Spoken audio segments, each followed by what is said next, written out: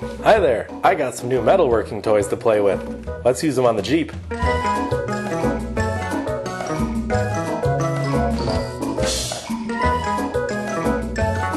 I've shown this before, but it's worth looking at again. I got a bead roller, and I've been playing with it.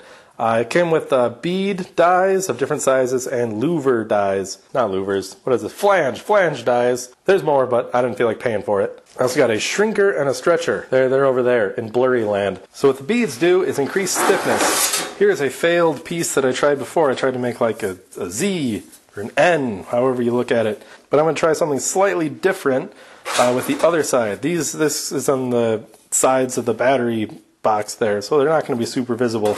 I just felt like messing around. This is the battery tray. I drew a little design. I'm going to make some beads because battery tray, also invisible, but that means I get to play a little bit and not really care if I ruin it. And then this is one of the sides. I tried using the louver things to kind of bend a ridge, bend it down here, and it did kind of work, though I'm going to have to clean it up with a hammer and dolly at some point, which will be fun because I've never done that before, so I might end up ruining this whole piece.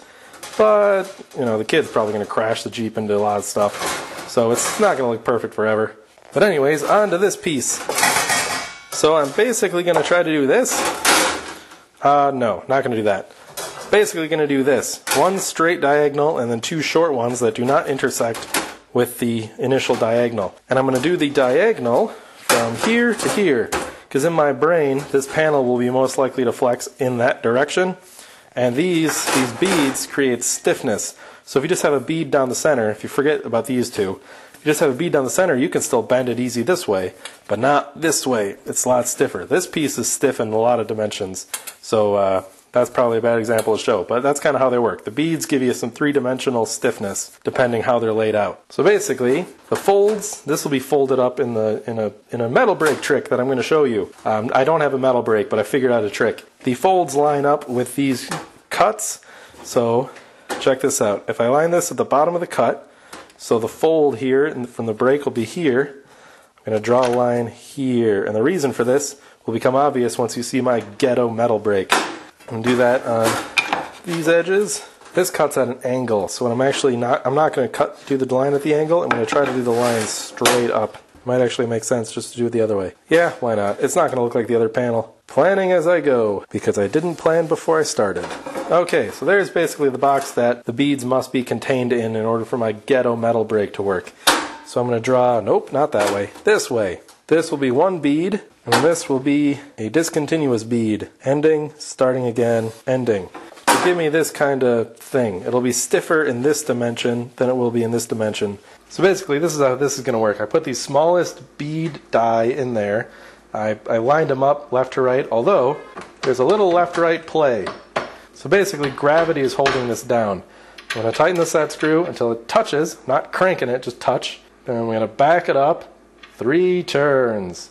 That'll allow me to lift it and do this. I sound like I know what I'm doing because I watched videos of other people doing this before I started. This is part of where the fiddliness comes in. You gotta do this, and you're gonna scrape the paint with this thing. Fortunately for me, this came from the factory with pre-scraped up paint in a few places. So I'm not really that concerned, but made in China, you know how it goes. Then you crank on this. Oh, I gotta crank it this way. Guide with the left hand, crank with the right hand. Then loosen this. You can just leave it in the tight setting if you're starting off. You can just kind of shove it in and start cranking. There, one bead. Cool, huh? Why do I always put this in backwards so I have to crank the difficult way? Okay. I don't think I have it cranked down quite far enough. Crank it down a little more. I'm trying to be gentle because made in China. I don't want it to break. It does work. A lot of things made in China that you get at like cheap places like Harbor Freight, they work perfectly fine if you're gentle. And there we go. Beads! My aim was bad. That one's off. Battery tray time. And cranky. Oh no, straying from my line. You know, I bet someone out there is screaming that my panels are starting to get surface rust. Well, I have some primer to fix that. The issue is, it's cold. It's cold outside right now. That's why I'm wearing a jacket. Can't use the primer when it's freezing. It won't something right. I really don't know how paint works, like on a chemical level, so I can't say exactly why you can't spray paint things when it's really cold. except everyone always says don't spray paint things when it's really cold. I can't run the bead over the other bead or I'll ruin the other bead.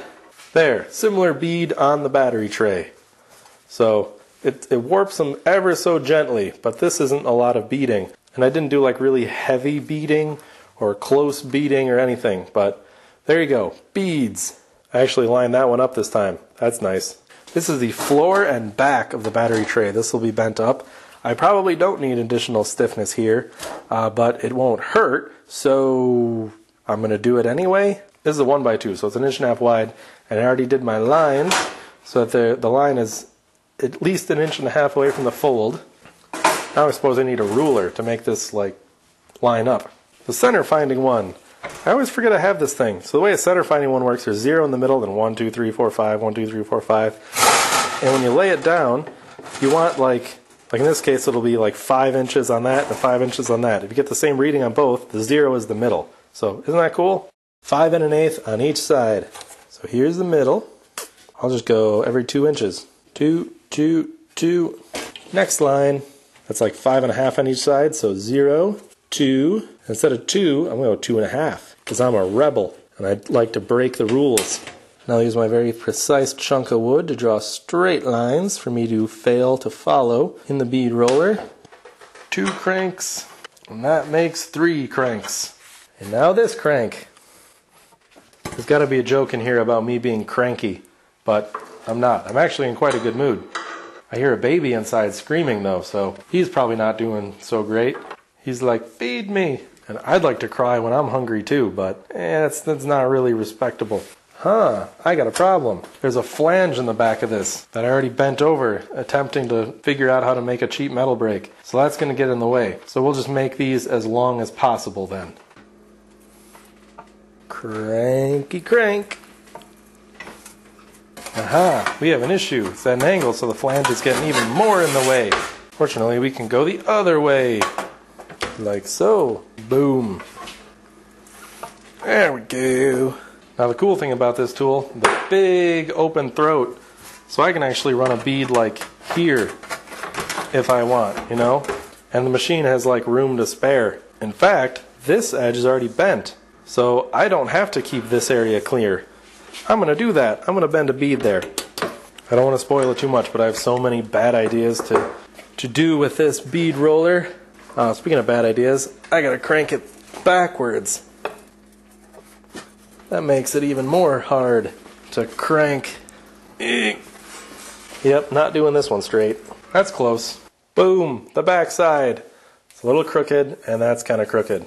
Dang it. They just don't look great. They just don't. It'll look just worlds better if I extend this one bead though, to at least give it some symmetry. I'm not really aiming for perfection here, but not terrible would be nice.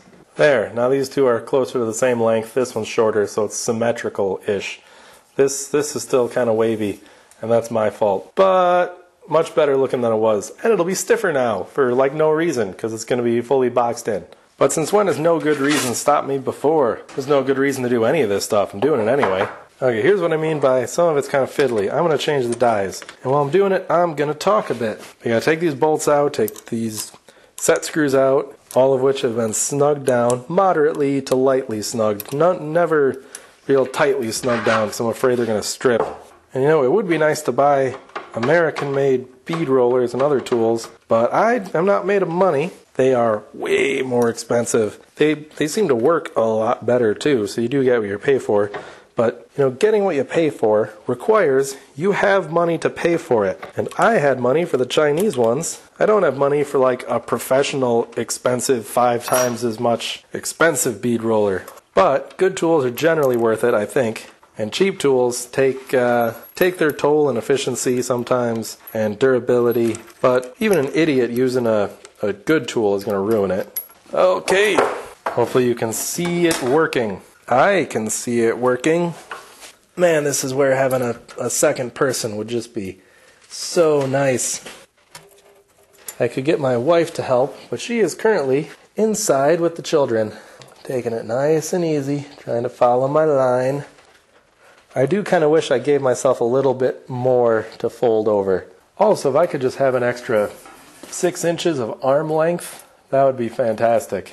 You can see it's sort of rounded over now. Rounded right over. Still jaggedy on the inside, but I'll true that up with a hammer probably. And that means it's now time to move this 50-pound beast to not this place.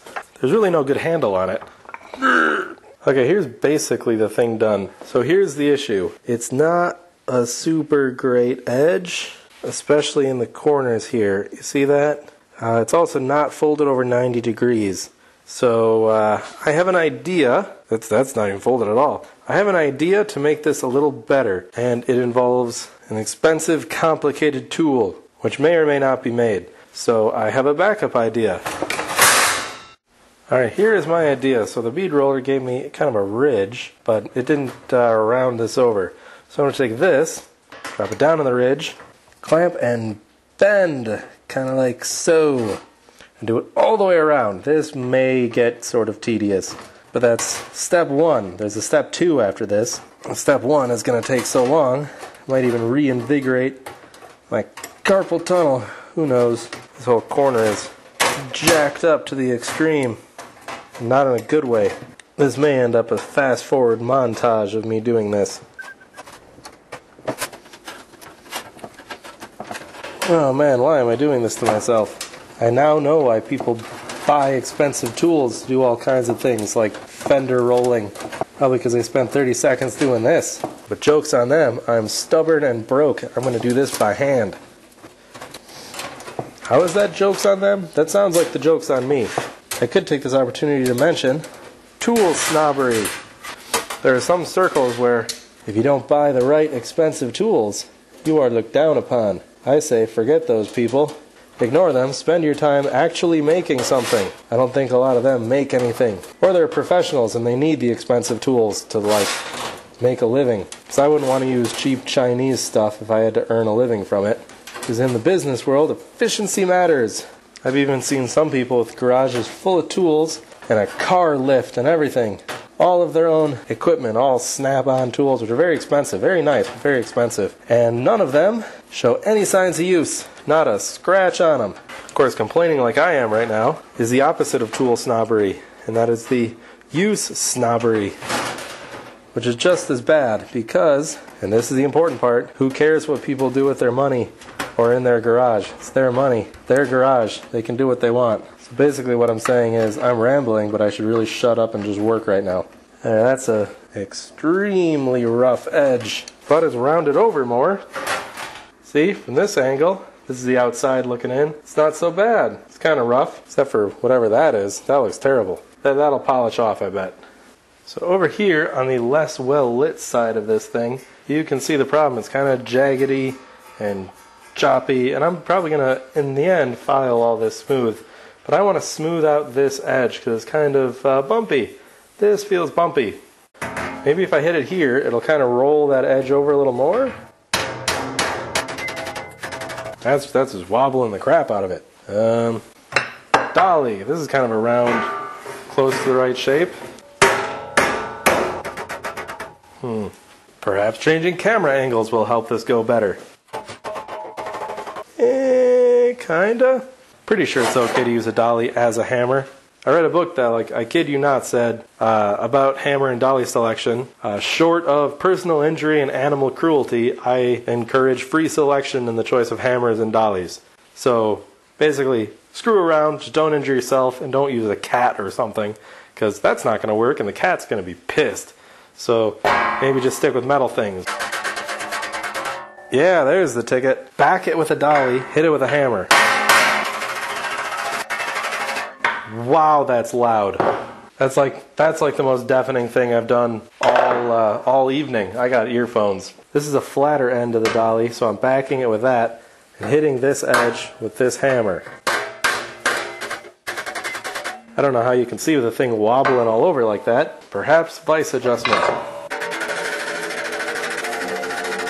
Crazy. I can bend the pitch. Woo. Haha. Not quite sure I'm going to do this part, though. You know what? I'm not going to worry too much about that. It's mostly good. Actually, no, it's mostly crap. You know what? I've officially decided that is future me's problem, not my problem. And here it is, unclamped from the vise. So you can see from the outside, it actually looks pretty neat. It's a little bit rough, just around the corner, the edges there. The edges here aren't quite so nice looking, but they do look better than they did. Here is a very nice thing I couldn't do before. See my finger? It's not bleeding. My fingertip didn't fall off. It is perfectly fine. Could not do that before. So this rounding over thing worked pretty good. Then we got the edges, I can run my fingers there. Probably should have tested this before doing it on camera because I could have severed my finger. I think the beads look kind of cool, even if I made them really poorly. But this is like the first thing that I've made with them, so I do kind of need some practice. Also, they're right, 2 people helps. So I'll get a second person next time. I don't know where I'll get a second person, but I'll find one. I won't kidnap them, I promise. Probably. So next time, I'll show you my cool semi-ghetto metal brake that I figured out. It works pretty well, actually. I don't know why I'm showing you this. This isn't bent at all with a metal brake. I should have just held this up. This bend. I made this bend without a sheet metal brake. And then I trued it up a little bit with a hammer. You don't have to buy a sheet metal brake if you have some ingenuity and hammers. Mostly hammers. Sean Hirsch says, man, you are funny. Funny looking. Oh, I made myself feel bad. Dugan Marshall says, copper is naturally antimicrobial, so it's healthy in a way. Great. I don't feel so bad about licking that sheet of copper I had to make sure it was actually copper. It was. Mark Szymanski says, greatly enjoy your videos. I thought your scrolling text at the end was a great unique feature. I like the scrolling text. It might return. I don't know. Is picking this comment to put over non-scrolling text something strange to think about? Maybe. Jim says, James May is awesome. I agree.